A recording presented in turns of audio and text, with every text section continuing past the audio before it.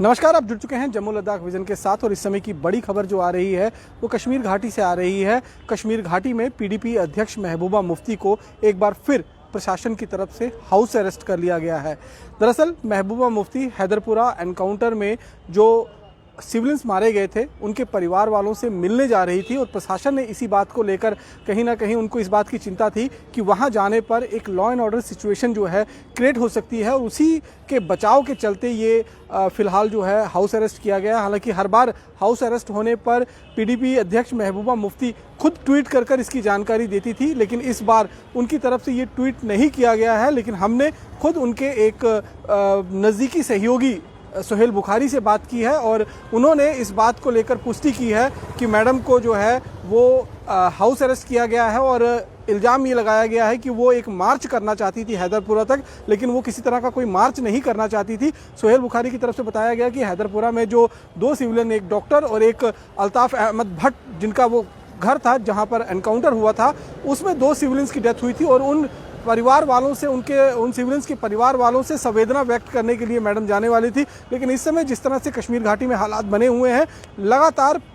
चाहे people democratic party यानी कि पीडीपी की बात करें या महबूबा मुफ्ती की, वो हमेशा से ये कहती आ रही हैं कि ये एक प्रशासन जो है वो इस तरह का रवैया लगातार अपनाता जा रहा है। एक तरफ केंद्र सरकार ये दावे करती है कि जम्मू कश्मीर में सब कुछ ठीक ठाक है और सब कुछ धीरे धीरे सुधर रहा है और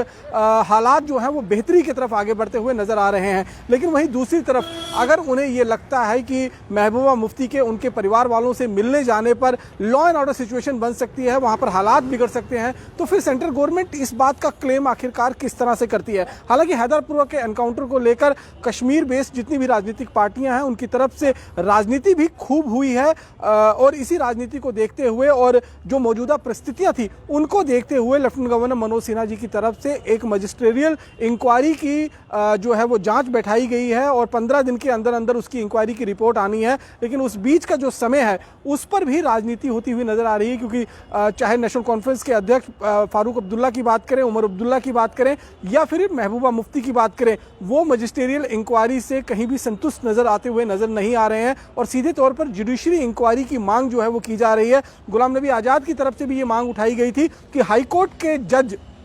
की तरफ से ये इंक्वायरी जो है वो होनी चाहिए ताकि इस इंक्वायरी को निष्पक्ष तरीके से कराया जा सके, क्योंकि मजिस्ट्रियल इंक्वायरी में या तो एडिशनल डिस्ट्रिक्ट मजिस्ट्रेट होते हैं या फिर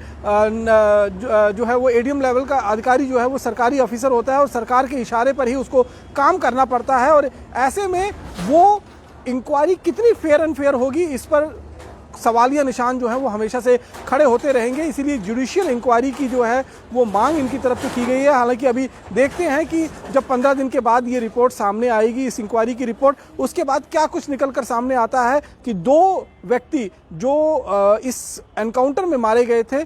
जिनके शव को पहले देने से मना कर दिया गया था, लेकिन बाद में जब प्रेशर क्रिएट हुआ तो उन दोनों के शव को दोबारा से कब्र से निकालकर उनके फैमिली वालों को लास्ट राइट के लिए सौंप दिया गया था और उसके बाद उनके परिवार वालों की तरफ से ही उनका आखिरी जनाजा जो है वो पढ़ा गया, उनको सुपुर्दे खाक जो है वो किया गया। लेकिन फिलहाल राजनीति जो है इस समय हैदरपुरा एनकाउंटर को लेकर गरमाती हुई नजर आ रही है। खुद उमर अब्दुल्ला ने भी इस पर मार्च जो है वो किया था और सवाल जो है वो सरकार और लेफ्टिनेंट गवर्नर की अध्यक्षता में जो यूटी एडमिनिस्ट्रेशन काम कर रही है उसके नियत पर सवाल जो है वो सीधे तौर पर खड़े किए थे।